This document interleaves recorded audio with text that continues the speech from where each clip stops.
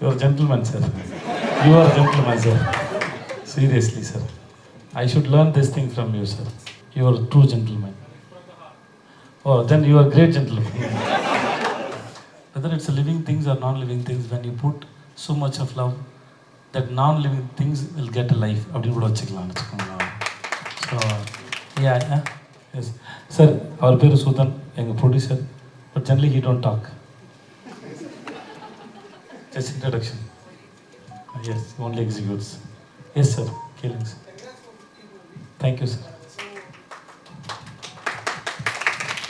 Sir, உங்கள் பேர் என்ன sir? You are a gentleman, sir.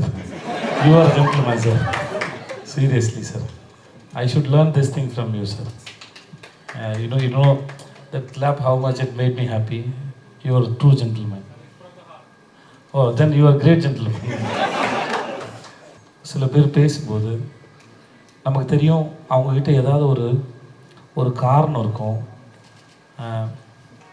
ஒரு எக்ஸ்பெக்டேஷன்ஸ் இருக்கும், ஒரு கவரப் இருக்கும். சம்டைம்ஸ் ஈவன் மீ, ஏன்னா when we expect something, ஏதாவது ஒரு கவரப்பாக ஒன்று இருக்கும், to hide who we are அப்படிங்கிறது. ஏதோ சின்ன ஒரு little drama is there.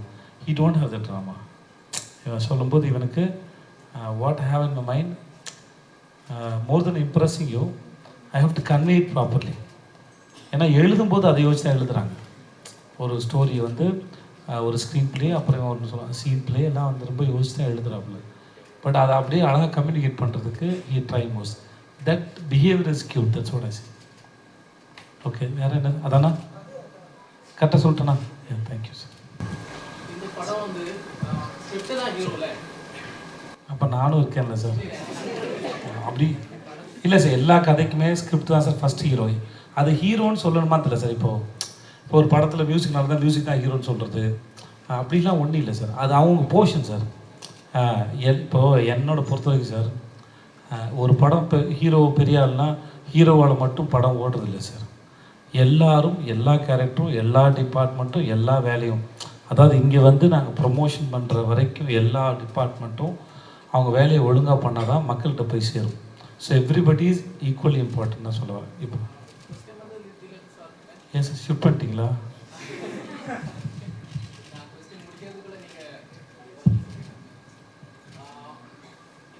Final draft வரதுக்கு முன்னாடி நீங்கள் 14 தடவை இது ரீரைட் பண்ணதாக கேள்விப்பட்டேன். ஸோ என்னென்ன சேஞ்சஸ் வந்தது கிட்டத்தட்ட, யார் இன்ஃப்ளூயன்ஸ் பண்ணா? ஃபஸ்ட் நான் வந்த வேலையை மறந்துட்டேன். ஆக்சுவலி எல்லாருக்கும் நன்றி சொல்லணும், மகாராஜா இந்த ரெஸ்பான்ஸ் கொடுத்ததுக்காக. அதை மறந்துட்டு நான் வேறு ஏதோ பேசிட்டு இருந்தேன். நான் ஃபஸ்ட் எல்லாருக்கும் நன்றி. இந்த மகாராஜா அவ்வளோ பெரிய இமென்சிவான ஒரு ரெஸ்பான்ஸ் கொடுத்ததுக்காக. கேரளா மக்களுக்கு அனைவருக்கும் அவங்க படங்கள் இப்போது எவ்வளோ ரசிக்கணும் அதே மாதிரி அவங்களையும் ரசிக்கிறேன். Love you all, thank you very much. ஐயா, உங்களோட கொஸ்டின் கேளுங்கய்யா. ஒவ்வொரு வருஷன் சொல்லிகிட்டே இருக்க முடியாதுங்க. என்னென்ன நான் வேணா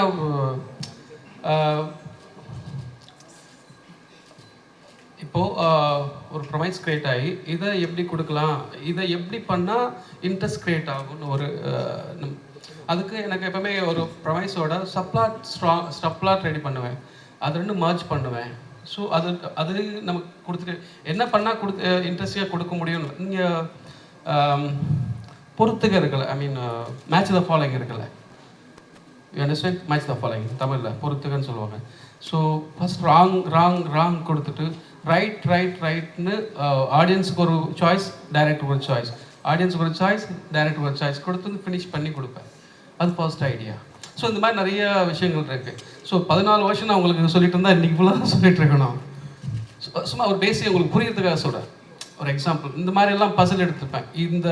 இந்த கண்டென்ட்டை இது மேலே ப்ளே பண்ணி பார்ப்பேன்.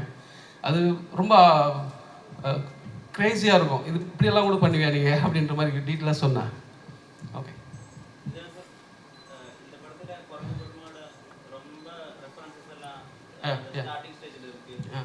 ஸ்டார்டிங் ஸ்டேஜ் மாதிரில நிறையா இருக்குது. ஸ்டோரி பேட்டர்ன், நான் லீனியர் ப்ளே. ஆமாம், இது என்னோடய ஷார்ட் ஃபிலிம்லேயே இருக்குது. ஃபர்ஸ்ட் ஷார்ட் ஃபிலிம் நீங்கள் பார்த்துருப்பீங்களான்னு தெரியல.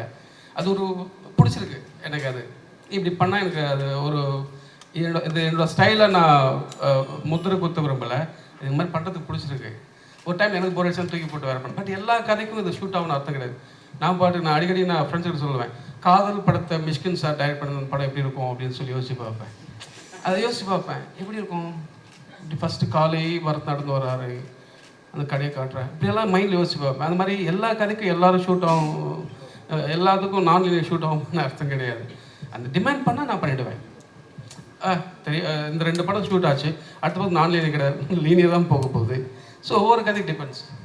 இந்த படத்தில் ஒரு நான் லிவிங் திங் மேலே உங்களுக்கு ரொம்ப அன்பு இருக்குது, பாசம் இருக்குது, ரெஸ்பெக்ட் இருக்குது இந்த படத்தில் மகாராஜாவில். நீங்கள் அதுக்கு என்ன தான் ரெஃபரன்ஸாக மைண்ட் வச்சிங்க? இந்த லாஸ்ட் வேரெல்லாம் அந்த போர்டு இருக்குல்ல, அந்த மாதிரி ஏதாவது மனசில் வச்சு? அப்படிலாம் ஒன்றும் இல்லை. என் வாழ்க்கையிலே நிறையா திங்ஸ் இருக்குது அந்த மாதிரி.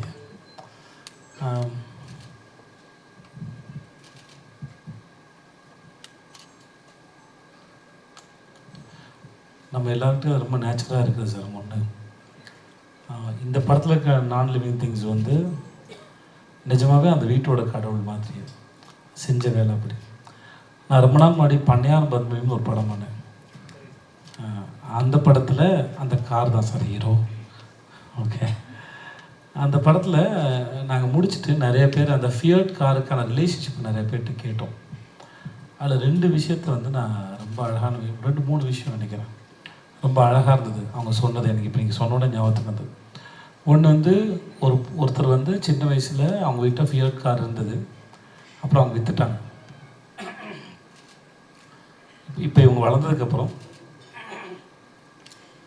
அவங்க அப்பா இறந்துட்டார். அவங்க அம்மா கூட்டிகிட்டு அந்த காரை வாங்கி அந்த காரில் உட்காச்சிக்கிட்டு அவங்க அப்பா கூட அவங்க ரவுண்டு போன அந்த தெருவுக்கெலாம் கூட்டிகிட்டு போனவன். அவங்க அம்மாவுக்கு டைம் ட்ராவலில் அப்படியே பின்னாடி போய் பார்த்த மாதிரி இருந்துச்சு. ஸோ அந்த கார் அதை க்ரியேட் பண்ணுறதுக்கு ஒரு வீட்டில் கல்யாணத்துக்கு காரை யூஸ் பண்ணுறதுக்காங்க அவங்க வந்து நம்புகிறாங்க அந்த காருக்கு உயிர் இருக்குன்னு. ஏன்னா எல்லோரையும் ரிலேட்டிவ்ஸும் ட்ராப் பண்ணிகிட்டே இருந்தாங்க. லாஸ்ட்டு ட்ரிப்பு முடிஞ்சதுக்கப்புறம் அந்த ஆக்சிலேட்டர் கேபிள் கட் ஆகிடுச்சாங்க. ஸோ அதனால் அவங்க நம்பினாங்க அதுக்குன்னு.